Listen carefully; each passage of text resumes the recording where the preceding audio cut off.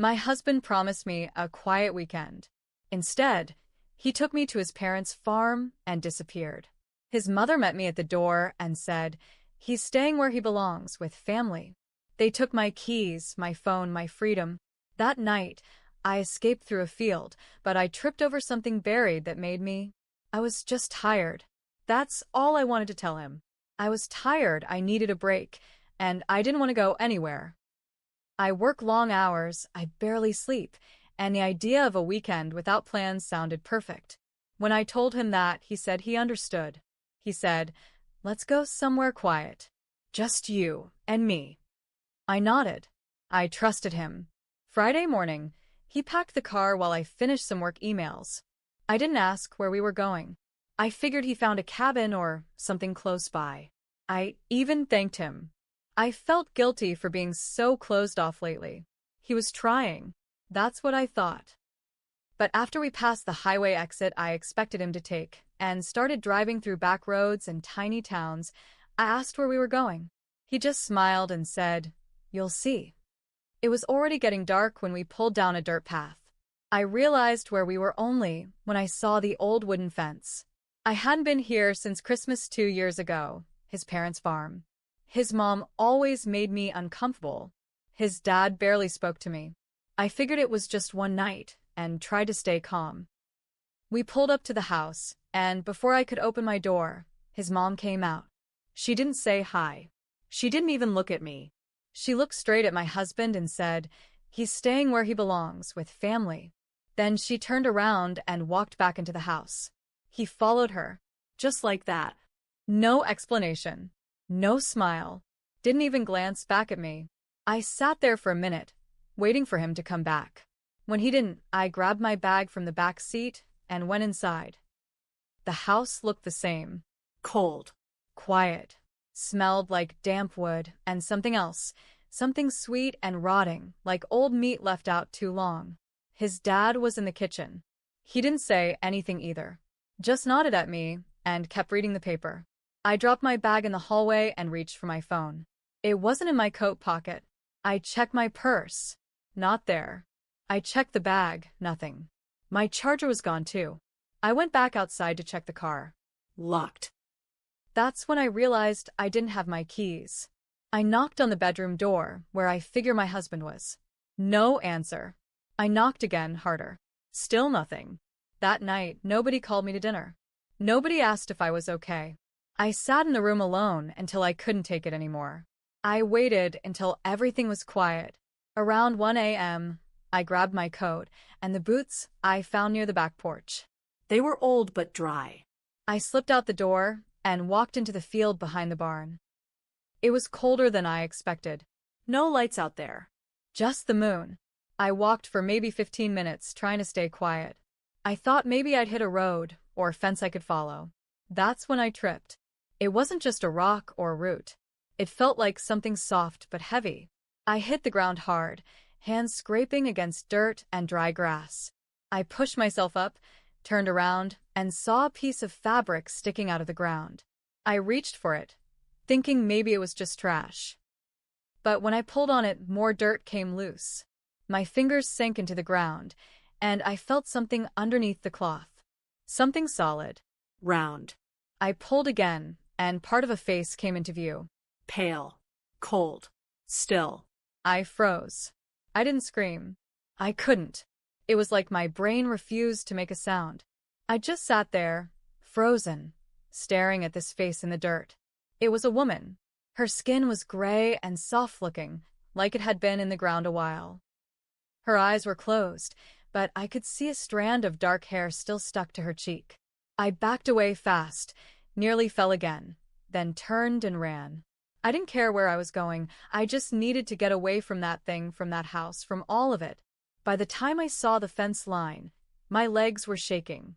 I climbed over it, ripped my coat on the barbed wire, and kept going. I followed the road, hoping maybe I'd find a gas station or a house with lights on. After about 10 minutes, I saw a truck coming. I jumped out and waved both arms. The truck slowed down. Older guy, maybe mid-60s, stared at me through the windshield. He didn't roll the window down right away. Just sat there. Then he said, "You must be Martha's girl." My heart dropped. I hadn't told anyone I was here. I didn't even have my phone. I stepped back, but he opened the door and got out, slow, like he didn't want to spook me. "You shouldn't be out here like this," he said. "They'll be looking for you soon." I didn't answer. "Where is she?" I asked. "The woman in the field?" He looked at me a long time, then said, "Don't talk about that." I asked him again, louder this time. He shook his head. "Some things are just family business." Then he tried to grab my arm. I yanked away and ran into the woods beside the road. I didn't know where I was going. I just knew I wasn't getting in that truck. I ran until I couldn't hear him behind me anymore. Then I hid behind a fallen tree and tried to breathe quietly. I don't know how long I stayed there. Maybe an hour. Maybe more. When I got back to the house, it was almost morning. I stayed low, crawled through the side yard, and snuck back inside. My room door was wide open. So was the closet. My bag was gone. There was a note on the bed, written in my husband's handwriting. It just said, "Stop looking. You belong here now." I stared at the note for a long time. Stop looking. You belong here now. It didn't make sense. Or maybe made too much sense. Like he wasn't warning me. He was telling me the truth. I didn't sleep. I couldn't. Every sound in that house made my skin crawl. The floorboards creaking, pipes groaning, distant whispers I couldn't explain. The next morning, I walked into the kitchen. His mother was already there, slicing apples like it was any other day. She looked up and smiled like we hadn't skipped past normal a long time ago. "You'll feel better once you accept it," she said. I didn't answer. She slid a plate toward me. Toast, eggs, and a cup of black coffee. Like it was a normal morning. Like she hadn't stolen my life. "I want to leave," I said. "I need my keys. My phone." She just shook her head, gentle and slow. "You'll hurt yourself trying," she said. "This place, it keeps what it needs." That was when I noticed her wrist. Faint scars like old rope burns. Deep, faded. She caught me staring and pulled her sleeve down without saying a word. That afternoon, I went back to the barn. I waited until they were busy. His dad was chopping wood, and his mom was canning something in the kitchen. The door to the barn was padlocked, but I found a rusted crowbar near the tool shed. Inside, it smelled worse than I remembered, like something wet and dead had been left too long. There were boxes stacked along the wall. Old furniture. Jars full of nails and screws.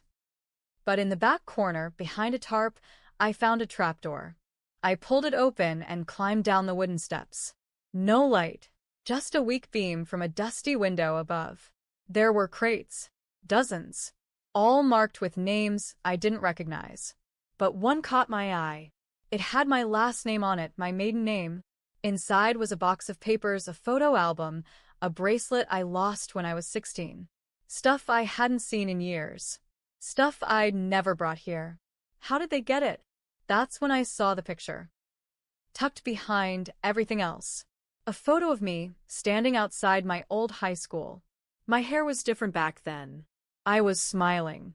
Next to me was a man I didn't recognize. Tall. Dark hair. Looked a lot like my husband. But it wasn't him. On the back of the photo, in neat handwriting. "First try." She ran too. I stared at that photo for a long time. First try. She ran too. I didn't know what it meant, not exactly, but I felt it deep in my chest. Like a wire tightening. Was that woman in the photo the one in the field? Was I a replacement?